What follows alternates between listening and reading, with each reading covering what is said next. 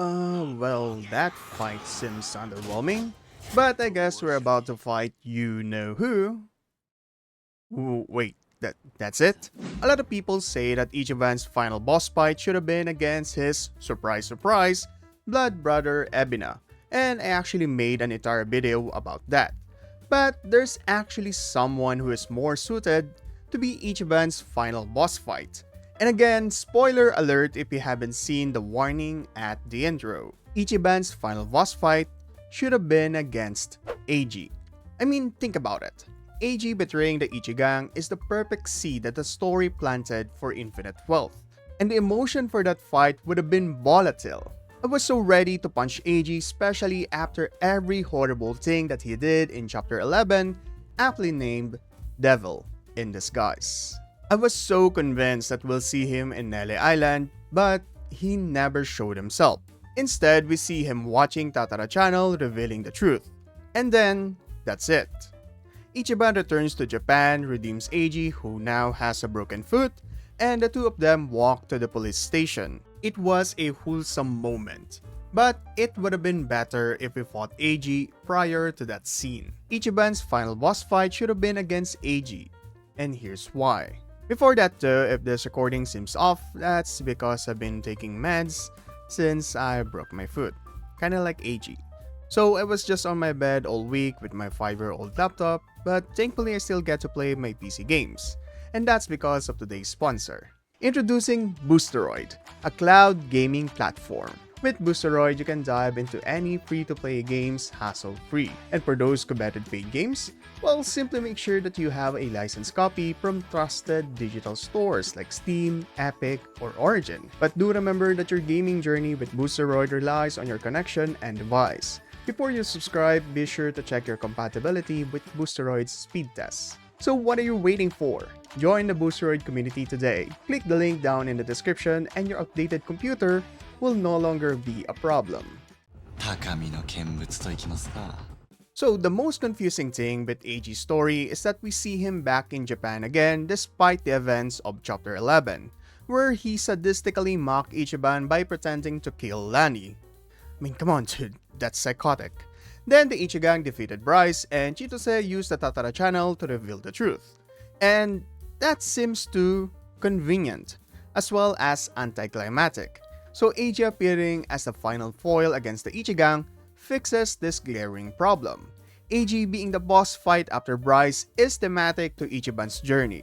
In Yakuza Like a Dragon, Ichiban had to fight Tendo before getting a piece of Masato. So when Ichiban defeated Bryce, I expected Eiji to turn up and prevent them from revealing the truth. Since Eiji has been the mastermind behind the smear campaign against Ichiban and the ex-Yakuzas, and him protecting that lie is his only foothold for his revenge against the Yakuza. Eiji should have been the last bastion, preventing Ichiban and Chitose from spreading the truth about the nuclear waste management plan as well as the identity of the Tatara channel. You know, his main weapon against the Yakuza that wronged him. And again, it felt so convenient for Chitose to still have the access on the Tatara channel, given that Eiji has been the puppeteer to Chitose's strings. Eiji has also used the Tatara channel even after Chitose left, to spread another smear campaign against Daigo, Majima, Saejima, and Kiryu. So Ichiban beating Eiji in that fight would have resulted with him giving the access back to Chitose. Of course, there are reasons why this fight didn't happen. For one, Eiji can't walk. Well, it turns out he actually can.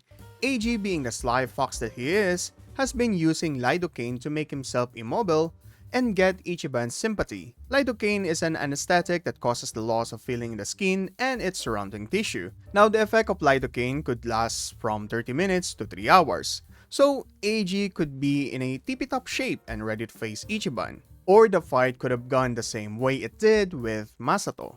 And there's nothing wrong with that since Eiji is very much a representation of Masato in Infinite Wealth.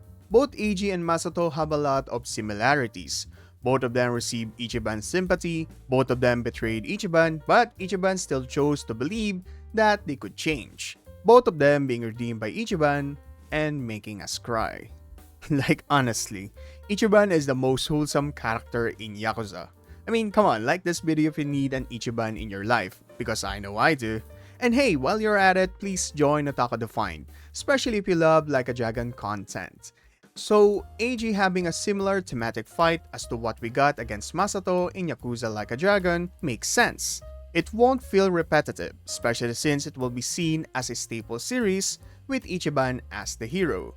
Another thing why Eiji should have been Ichiban's final boss fight is his title.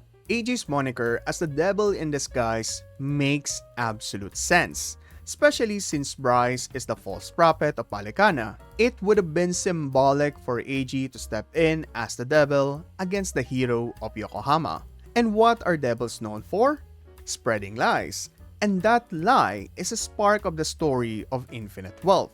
It's what set Ichiban off to go to the Seiryu clan, meet Ebina, and a reunion with Sawashiro, which resulted in him flying to Hawaii to meet his mom. Eiji, throughout the story of Like a Dragon Infinite Wealth, has been the thorn to Ichiban's peace. It would have been an incredible roundabout journey for Ichiban to have a final boss fight against the person that caused him to lose it all. Eiji should have been Ichiban's final boss fight because all of this makes sense, right? So why didn't this happen? The only possible reason is that the story needed Eiji to be in Japan so that we get this amazing redemption scene. Ichiban carrying Eiji, being mobbed down by the angry crowd, and we see Kiryu being carried to the hospital. It's a heartwarming scene and I adore it. But this would still happen even if we fought Eiji in Nele Island. In fact, it would make this great segment even better. Just imagine the scene after defeating Eiji. Chitose gets the access back so she could do the whole revealing the truth thing again, and then aside from showing Bryce's face, she can also reveal the mastermind behind the smear campaign against the former Yakuza, who is Eiji. Eiji then escapes Nele Island while the Ichigang are distracted with what Bryce was doing at that time. Eiji flies back to Japan only to be hunted by the ex-Yakuza whose lives he ruined, thus incurring that foot injury. Now, it makes sense why Ichiban immediately heads back to Japan after the events in Nele Island. He's trying to save Eiji because he knows Eiji is going to be hunted. It's this one fight that is missing. That would have been the perfect knot to Ichiban's story arc in Infinite Wealth. But that's not to say that his story wasn't great. It's just that sometimes we need more conflict to make an amazing moment even better. Bon voyage だぜ! Bon voyage! はい! Bon voyage! Ichiban! So, do you think Ichiban should have fought Eiji?